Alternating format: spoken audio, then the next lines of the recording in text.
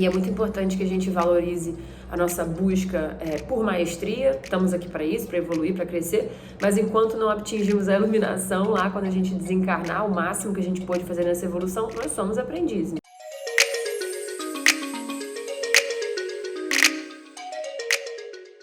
Oi, meus amores, Julie Marie aqui, de volta para a gente seguir os nossos encontros com o céu, nosso encontro semanal onde a gente olha para o céu e identifica a posição da deusa Lua. Lembrando que a Lua é o nosso único satélite, nossa mãe zelosa, que não tira os olhos da Terra nem por um segundo, sempre girando em torno de nós com a mesma face virada pra gente. Então, é essa energia de proteção, de intimidade, dos nossos vínculos de afeto, o compromisso com os nossos vínculos emocionais. Então, tudo isso é questão lunar. Toda a questão da introspecção, da subjetividade, do estado emocional, da oscilação das nossas águas internas, tudo isso é coisa da Lua. Então, quando a gente olha para o céu e identifica a fase que está se aproximando, o signo que essa fase vai se dar, que energia é essa que vai estar disponível para que a gente possa, então, consciente disso, viver melhor dentro da nossa sensibilidade, da nossa espiritualidade, para que a gente possa levar esse estado de consciência, né, numa esfera tão subjetiva e inconsciente como é a lunar. Então a gente se organiza mais, a gente consegue entender como conduzir o estado de espírito da melhor maneira possível. E nesse vídeo a gente vai tratar da próxima fase, da fase que se aproxima, que vai ser no dia 14 de março, às 23 horas, horário de Brasília, 11 horas da noite, 7 minutos mais ou menos. Vai se dar então o exato momento em que a fase que vai se dar no céu, a fase minguante, vai chegar pra gente. A gente acabou de ter uma lua cheia, uma lua lindíssima no signo de Virgem, com sol em Peixes, e agora então o sol ainda em Peixes, quando a lua chega em Sagitário, nesse dia 14, às 23 horas e 7 minutos, a gente tem então o ápice, o momento em que a fase minguante se dá da maneira mais potente. Fase minguante é um processo de introspecção natural, a natureza inteira começa a entrar num estado de mais recolhimento, as seivas das plantas começam a voltar a descer, né, onde estavam no seu ápice na lua cheia, tudo vai descendo. Esse é o estudo que a gente faz da Terra também em relação ao céu, a Terra como um todo. Então nós, enquanto habitantes desse planeta, também tendemos a deixar as nossas águas irem para dentro, né, voltar para dentro de nós, e daí o estado de introspecção. E vocês sabem que uma lua minguante e uma lua crescente são momentos no meio do caminho, então, das fases, né? A gente tem a lua nova, lua crescente, lua cheia, lua minguante, e ela volta, então, a perder, né? Perder-se do nosso olhar no céu, voltando a minguar, até recomeçar uma nova lunação.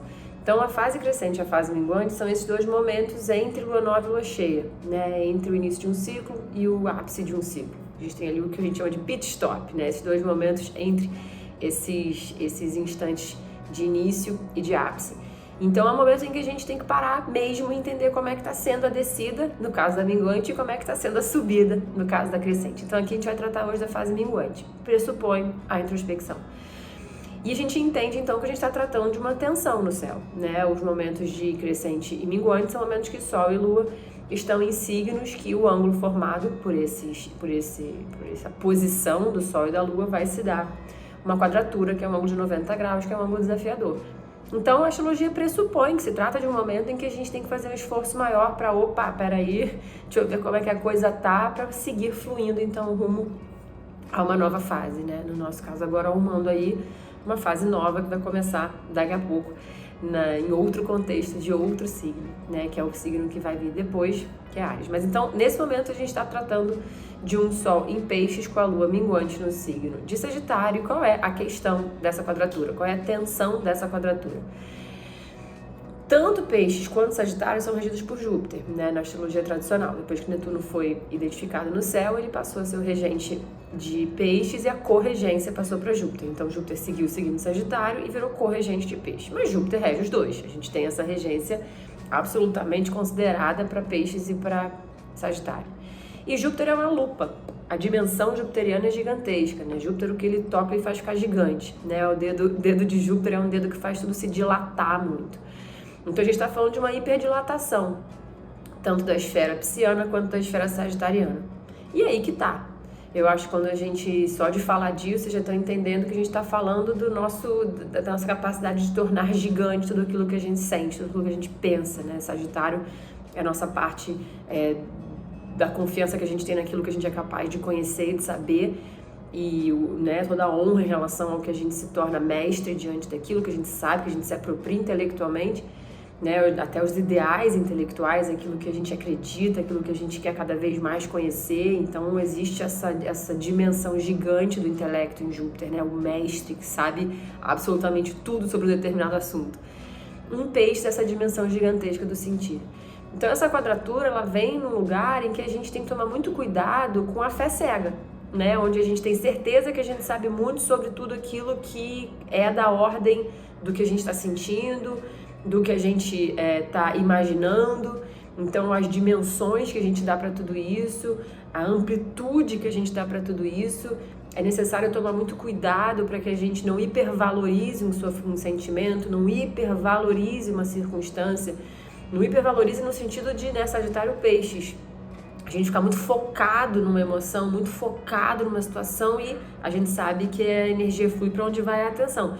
Então, se a gente fica muito focado numa situação, a gente começa a ficar até sem referência de outras perspectivas, outros caminhos para lidar com a situação, outros caminhos para resolver a situação, né? Lembrando aí sempre de trazer os opostos como recurso de equilíbrio. Então, Gêmeos para Sagitário e Virgem para Peixes, que é o senso crítico de alguma forma, né? A gente conseguir entender que talvez aquilo esteja numa dimensão gigante, quando na verdade a gente precisa reduzir tudo, botar as coisas em ordem, né? Esclarecer, trazer para um pragmatismo, simplificar, separar o joio do trigo.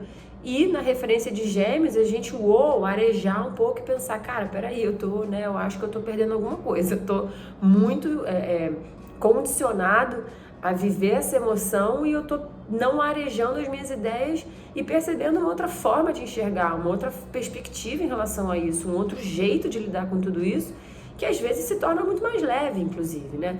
Então aí várias coisas. A primeira é a gente assumir essa postura muito humilde do aprendiz, e não tanto do mestre, né? Entender que nós somos seres buscando uma evolução, mas nós somos aprendizes buscando uma evolução. Então é buscar a maestria com afinco, o desenvolvimento com afinco, a evolução com afinco. É necessário, senão a gente não cresce, a gente se contenta com saber um pouquinho de várias coisas e não muito de algo que nos move. Mas a gente tem que ter cuidado para também manter a mente muito aberta e a postura muito humilde de falar, eu não sei mais o que fazer com isso, né? Eu não tô entendendo como eu consigo lidar com essa emoção, não tá dando para eu encontrar uma resolução. Então é preciso a gente abrir a guarda, né? E falar, só sei que nada sei. E eventualmente pedir um auxílio, uma orientação, uma conversa esclarecedora, tudo isso tá valendo. E aí Virgem entra como também uma possibilidade de, ao ouvir, trocar, falar, abrir a cabeça, abrir a mente, o senso crítico vem e fala, viu? Não era bem isso, né? Existia uma hiperdilatação. Então não estou dizendo que tudo que a gente venha a pensar e sentir nessa fase vai ser hiperdilatado. Tem uma beleza nisso, né? Da gente também ser preenchido e envolvido por algum estado emocional que tem muito a nos ensinar. Mas é um caminho do meio, é um caminho de equilíbrio, né? É entender o que está tomando a gente de tal forma que é empírico, que seja resolvível e resolvido, mas ao mesmo tempo entender os recursos que a gente tem para dissipar essa névoa, para ter mais discernimento, para se poupar de um desgaste, né? O desgaste emocional, o desgaste mental que chegam quando a gente se envolve imensamente numa circunstância é gigantesco. E a possibilidade de um resultado nessa fica bem menor, um resultado maneiro, né? Então, é necessário ser tomado, sim, por emoções e por sentimento, entendendo que ali reside algo de máxima importância da gente levar consciência, porque se a gente está sentindo é sagrado, só nos resta trabalhar aquilo, mas dentro de uma postura que preza muito pelo discernimento, para que nos poupe emocional e mentalmente, para que a gente consiga entender o que se passa, cadê o fio da meada, onde é que tudo começou, organizar de fato, né? Para que a gente possa, de posse dessa observação racional, a gente conseguir então viver melhor, sentir melhor, entender melhor e crescer melhor com aquilo que toma o nosso estado emocional. Certo, meus amores? Beijo em vocês, boa semana, nos vemos na próxima, fiquem bem, até breve.